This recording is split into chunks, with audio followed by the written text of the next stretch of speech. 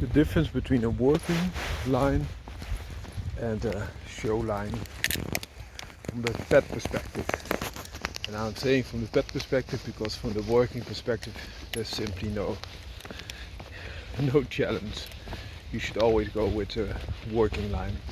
But from the pet perspective, of course, there can be some reasons why show lines could be better, especially if you're older or you cannot handle the character of a certain type of dog.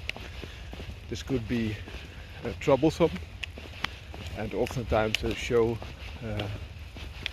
lines are a lot more meek and also easier to work with or keep in a bigger group.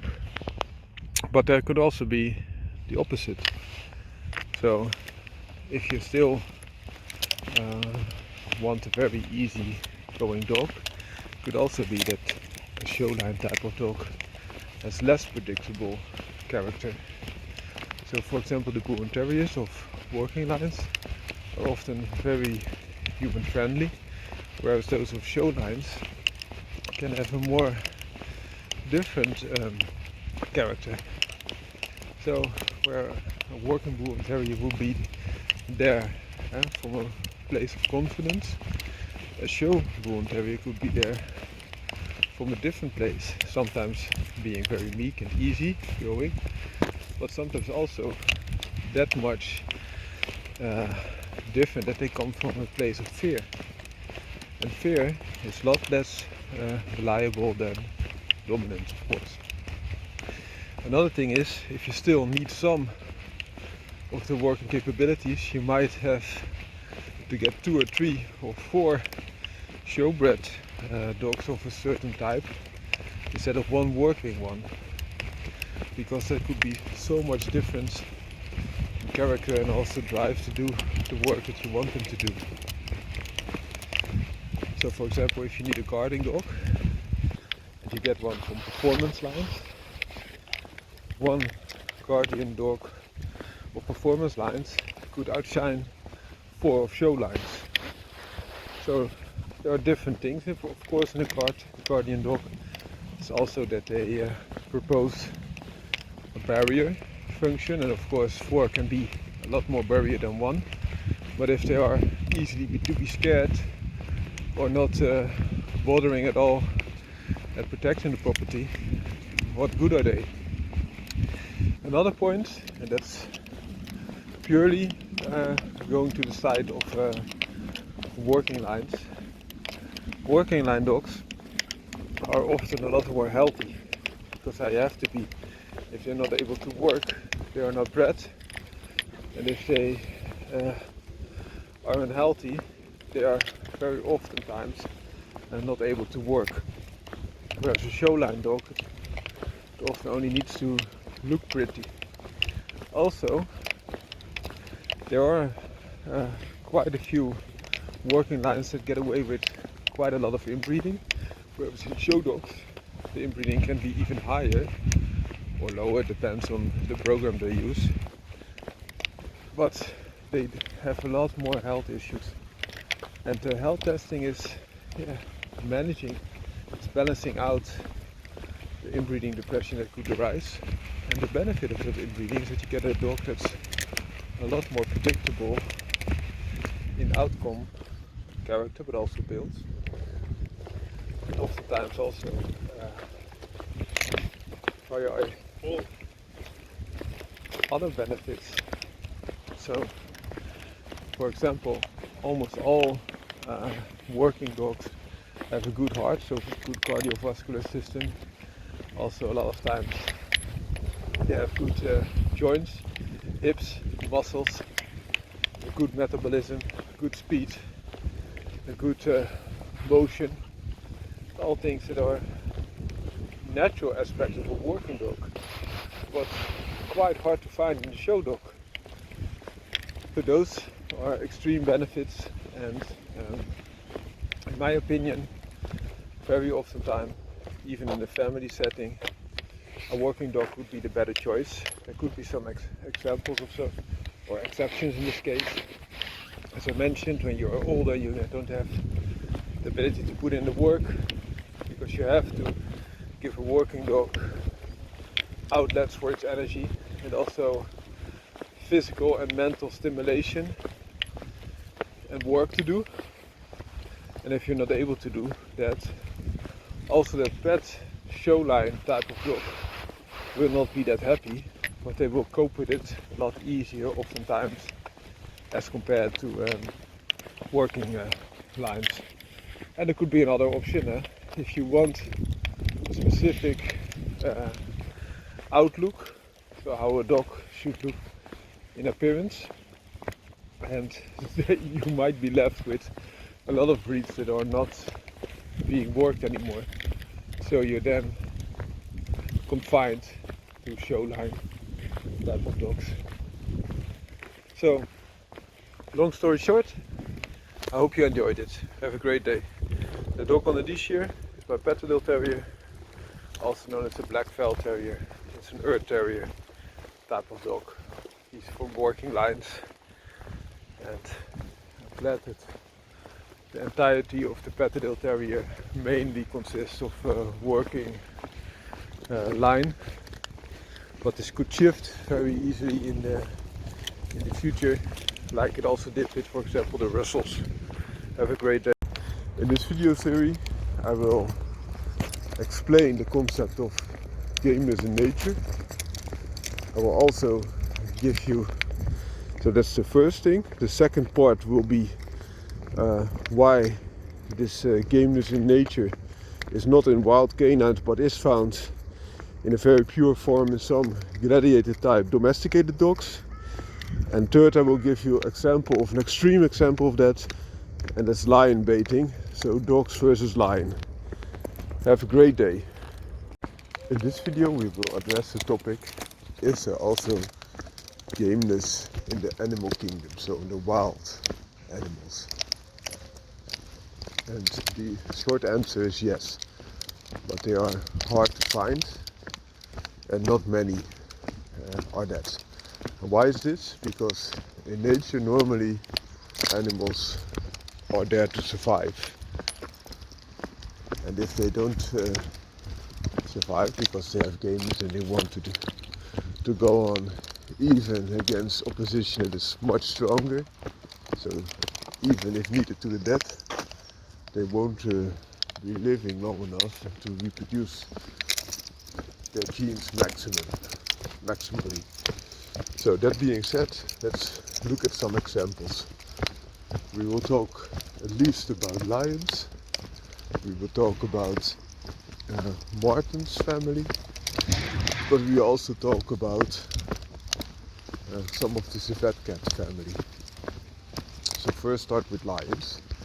In the animal kingdom, the male lions are those that have that gameness attribute. And why? The female lions are the best hunters. So how come that those male lions are those that have the gameness trait, whereas the lioness are the hunters, the male lions are the protectors? So especially if other male lions come and try to take over this group of lions, and oftentimes they also kill the lion whelps, because they don't want to raise other male lions with genes but their own, and that's a big problem for that group. You will be wasting genetic diversity. And those male lions, once they get challenged by another male lion, they will fight, even if that would mean that they would die. And sometimes they even face off with two upcoming male lions that will battle that one lion together. And after that, either be a two male lion group, or one will attack the other again, so only one will remain. Depends a little bit how the situation unfolds. That's an interesting fact. Other very game animals must be the family of martens. Martens, even if you get pet martens like ferrets, they will happily engage with a cat 4 times its weight, which is also a very good predator, or a dog, even 10 times its weight is very often the case, but sometimes even attacking herders like Dutch shepherds, Malinois. And of course it would be very easy for such a big dog, for any bigger dog, that's to kill a ferret if they are themselves still very capable. But oftentimes those household pets are already bred to have such a lack of courage, they will have a hard time with a ferret.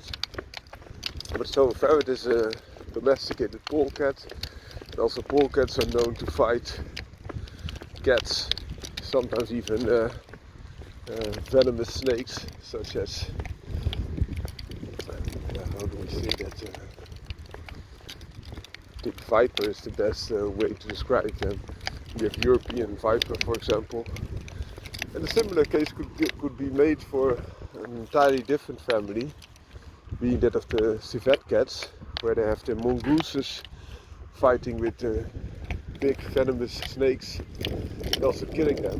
But sometimes also those snakes kill them.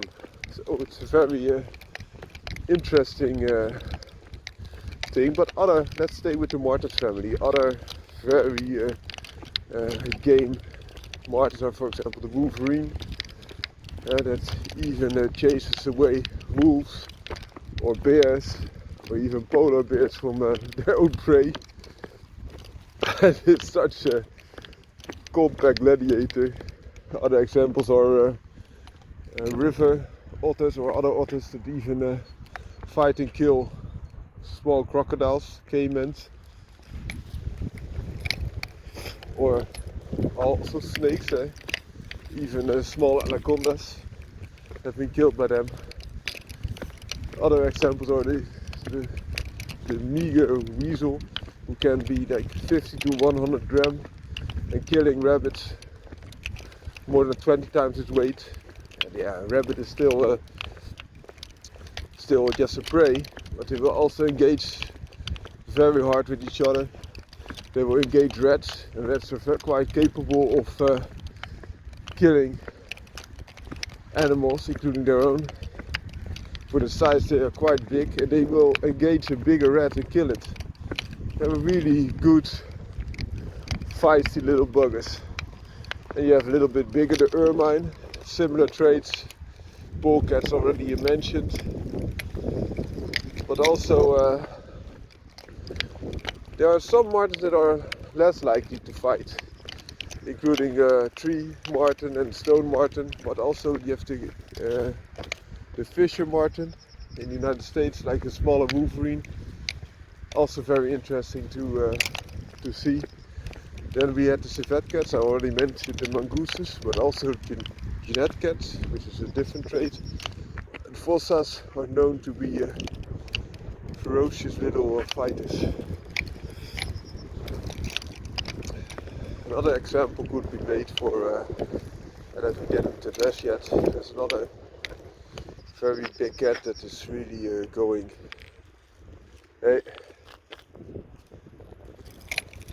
against a very stiff competition, and it could be either the snow leopard, that you will even face off with 4 livestock protection breeds, for example Tibetan Mastiffs, and also the jaguar, which is able to kill anaconda but also crocodile types. But both the snow leopard and also the jaguar are very fierce and also solo fighting big cats, and also sometimes Siberian tigers or Bengal tigers face off with very strong prey, even bears. So also very strong And also a bear can win from a tiger, of course, but this is not the type of gameness I was referring to. Another example of the marten family would be the badgers. Badgers are known for many a dog as the ultimate test.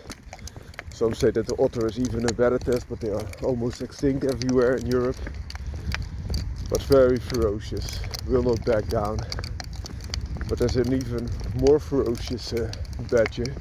I'm not talking about the American badger, which is a lot more aggressive than the European one, but a lot smaller as well. So therefore the European is often considered as a bigger prey, but also the American marten. The American badger is a very formidable quarry, but there are other examples, especially the honey badger of Africa, which faces off on a regular basis with a very big, strong competition, including lions, panthers, even hyenas and the like. And they also face off with cobras and other very deadly material. They just very able to withstand them, but also they have a don't care attitude. They will just face anything, a little bit like the wolverine. But the badger has a better skin and extremely sharp long claws, also able to dig. They also face off with bee stings, who just doesn't seem to bother them much. They crack open an entire beehive. They are an awesome creature altogether. Well, I hope you like this.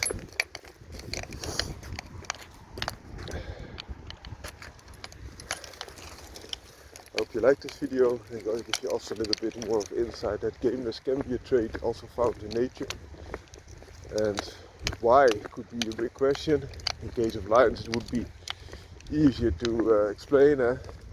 If that lion loses his pride, then he will be in big trouble, because he's already old and it would be very unlikely that he would be overthrowing another male lion from its pride. So he has to hunt for himself and often die.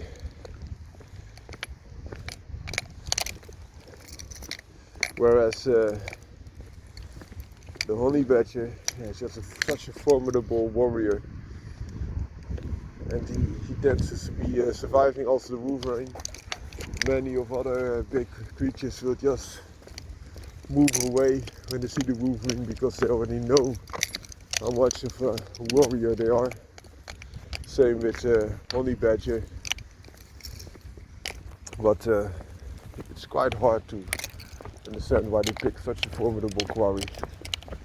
Perhaps because others don't, and they just fill the niche, but it's interesting to conceptualize a little bit more. In an earlier video we discussed gameness in nature, and we gave examples of creatures that can also be game in nature. So gameness is the ability and the willingness to go on even if odds are stacked against you. An example would be the honey badger that will face off with a leopard or a big baboon or a lion. And other examples are male lions that defend their pride against other male lions, even till the death. And multiple examples were mentioned, including also wolverine and, for example, mongooses, or mongooses, so to speak, fighting with king cobras, etc. But that being said, we didn't include canine members in this overview. So canine members like, for example, the fox, or the wolf, or jackal, or coyotes, etc. And that is there's a reason for that, because canines are very brave and also able to take down big quarries, but they work very often in a group. And for example, solo hunting canines such as foxes oftentimes don't take down a big quarry. And then you might say, yeah, I know a fox that has killed a lamb or killed a baby deer or killed a baby hawk. Yeah, sure, and they do that. And that's still a big prey for a fox. But the same size, this Petador terrier would face off even with an adult hawk. Not win, mind you, but it's a different kind of bravery. So how come that in nature, where they have to fight to survive and also have a very harsh life, this gameness is not found in the canine family, whereas captivity, domestication, so you will, some members of the canine family are one of the gamest animals there are, and especially those that were bred for the gladiator roles, being in the earth. The terrier is working formidable quarry like a badger, sometimes above ground against the hawk that I mentioned, but especially those bred for the pit. There were dogs that would go on and continue against other dogs even if they were ripped to pieces, and still be friendly to the handlers, but also dogs that would face off with lions and everything they threw at them. And that's an interesting fact, because that gives you also insight at what I mentioned earlier, that I think the Bull Terrier breeds are the most developed dog breeds there are, because they are so much developed outside the scope of the natural scope that a wolf, a natural canine, has. So if you're interested in this topic, I also have the literature studied about those extreme activities that they had. So especially against the bull, but also against the bear baiting, and against each other, of course. Those gladiator type Bull and Terriers. The modern version of that would be the American Pit Bull Terrier or the Bull and Terriers of the past. But they also fought lions. I have a video about that. You can find that if you want to. It's called Lionbaiting. It's on my channel. So please sit back and enjoy if you want to. And see you the next time. Bye bye.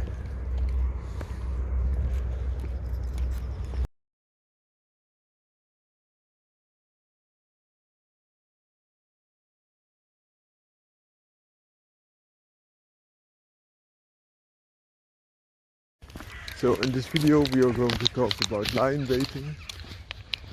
This is an old blood sport where they use dogs to combat lions.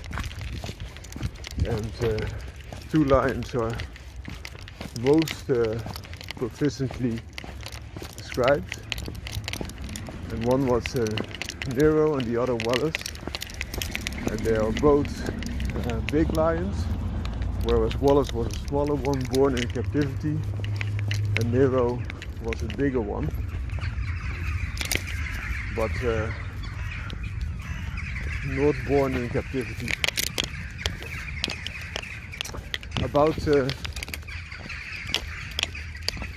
this lion baiting, I showed you some pictures.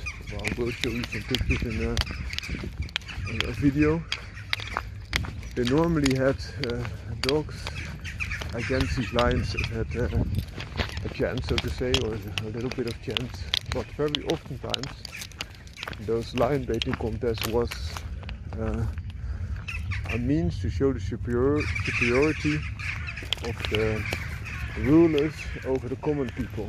So, as you might know, the lion is also known as the king of the jungle or king of all animals. And those kings also want to show how superior they were, and also that they were not even really attempting to fight. Such things were often placed upon the lion, also being majestic and very brave. And lions are very brave, especially male lions. They're one of the only animals that are known to be game as compared to a game dog. So for example, male lions are known to fight to death even when they are faced with two other male lions and want to take over the pride. So one male lion is the alpha of the pride normally, and oftentimes upcoming lions they work together. Sometimes upcoming lions are alone, but very often they are with two. And two younger male lions will then challenge one alpha male lion that's getting older and fight to the death, because that older male lion wants to keep his pride, otherwise he will die, because his power is still there, because the lioness captured a lot of food for them, but they will wane off if left alone, and therefore they fight so viciously. The only other animals that are known that are dead game, so to say, or really game in the sense of a game dog, are marten species. So for example, badgers, wolverines, the likes, but also weasels and ermines, and some other martens are known to be very feisty. Also polecats are really feisty game little creatures, very oftentimes. But back to the lion baiting, so oftentimes they use big mastiffs, and because in dog worlds a mastiff is a big powerful dog, of course, but they were not so good as compared to the bull and terriers, which are the true gladiators, modern incarnations, and they were also used to fight bulls or bears, and those were let loose against a lion. In the case of Nero, he was a lion approximately 320 kilograms. He was facing 3 dogs, and those 3 dogs were set loose on him,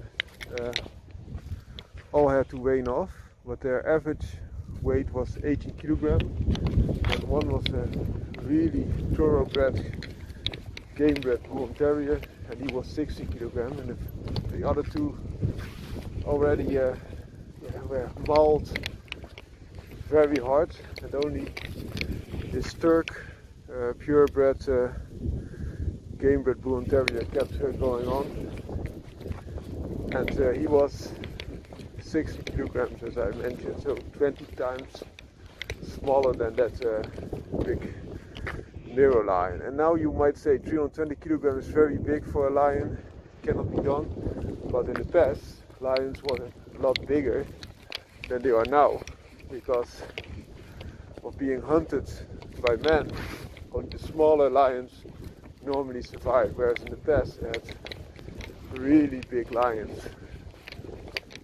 And that's proven by scientific evidence. It's also in the pictures that I will put up, so please take a peek.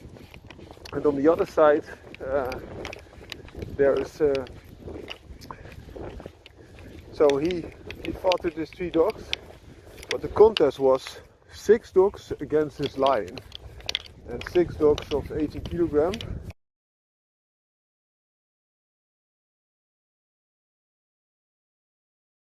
Six times 80 kilograms on average would be 180 kilograms, and that's like 1/3, almost 1/3 of the weight of the 320 kilogram lion. So the lion would be, if those 6 dogs are facing him at one time, still almost 3 times as heavy as those 6 dogs combined. But he wasn't facing them all 6 together, he was facing them in sets of 3 at a time. So it would be almost 6 times as heavy as the opponents at that certain time point. So you can imagine that the dogs had been very heavy, but the third dog that already came out of a match was still healing from its last match against a bigger dog that he was able to kill. Already had a swollen head, and damage to its head before it faced the lion. And those 3 dogs stayed with the lion for 11 minutes. And a Turk dog died afterwards from its injuries. So 11 minutes they were able to withstand a dog, in dog terms, an opponent that was 3 times as heavy of the complete set of dogs and 6 times as heavy as they were in their bouts. And after that they released the second 3 dogs, because 4, 5 and 6, and then this big lion, Nero, got hurt and didn't want to fight anymore. So those that were from the lion camp said he won, because he was just too majestic to fight his mere mortal dogs, still weighing 6 times as much as the bout he was facing, and 3 times as much as the complete set of dogs. But those at the dog camp said no, he didn't want to fight anymore, and the dogs would have killed him if the match wasn't stopped in favor of the lion. So this was quite inconclusive, to say the least, but still it was given to the lion, and then they said, okay, we will bring another lion, and now they brought Wallace. And Wallace was a smaller lion, but enormously ferocious. So in contrary to this Nero dog, he attacked the dogs very hard all the time, and he also killed the dogs. But he was now facing those 6 dogs. But Turk was not there anymore, and that was the dog that was able to stick with the gigantic lion for 11 minutes before it was picked up. At 60 kilograms, not a small feat, but he died, as I mentioned. But on the other hand, of the 6 dogs that were facing this Wallace dog, there were also dogs from the first bout that were already enormously maimed by this Nero lion, and now facing Wallace. They took him mere minutes a dog to defeat them. So in summary, our dogs able to defeat a lion. In the case of Nero they were, in the case of Wallace they weren't. Although I must say that the dogs that were facing Nero, some already had injuries. I don't think it would make that much of a difference. But 4, 5 and 6 of the first bout were able to close the deal. Whereas in the case of Wallace, who also was released to face 3 dogs at a time, or perhaps 2 dogs at a time. If you look at different references, they said that in the case of Wallace, they decided that the lion has to face 2 dogs at a time, but then for 3 bouts. And that could make it a lot easier, of course, because then it would be not 6 times the weight difference per bout, but 9 times. And I think that just makes it a big difference. That being said, also the Wallace lion was smaller than the Nero lion, so it could make it a little bit more fair again. But still, if the lions were facing the same weight of dogs of this bull and terrier breed, I'm almost 100% sure that it would be different, that the dogs would have won and just teared it apart. Of course, some might have died. I think they would, but it's not to be said that a gladiator type of dog cannot win over the same weight of the king of all animals and the king of the jungle, also known as the lion, which is a formidable warrior itself. But the same weight was not tested in this bout. There are stories known that 6 mastiffs we're facing one lion, also a big lion. So for the same reference, it would be again a lion of 300 kilograms. 6 mastiffs would be the same size of dog in kilograms if they were weighing about 50 kilograms a piece. But on the other hand, a mastiff is a completely different animal than a bull terrier. So the 6 mastiffs didn't want that much of a piece of that lion and just were not able to put the resistance that they wanted. Whereas those bull terriers just went in. And now you might be thinking that your dog is much tougher than a cat. But if you look at pets, cat pets are often very much stronger than pet dogs, especially in the same weight range. If you, however, are comparing a working terrier dog, for example, a Patterdale terrier, a Fel terrier, a border terrier of working lines, or a game dog type of dog, I would bet on that animal over a cat, even in the same weight range. But dogs, pet dogs versus pet cats, I think 99% at the same weight, the cat will win. There are some differences between dogs and cats, and one is that cats are extremely explosive, very athletic, also better hunters. Even the pet cats are often a lot better a hunter, but the dogs have a bigger heart and can go the longer haul. But those pet dogs don't have the temperament and also are not selected to perform anymore, whereas cats still are quite able to fend for themselves, have to catch rodents, catch birds and kill and eat them, even without support of humans, whereas dogs have it a lot harder. What I also found, for example, street dogs, and street dogs are known also to kill cats. Not take into consideration that the average street dog is a lot heavier than the average street cat. Okay, I hope you like this video. Have a great day. Bye bye.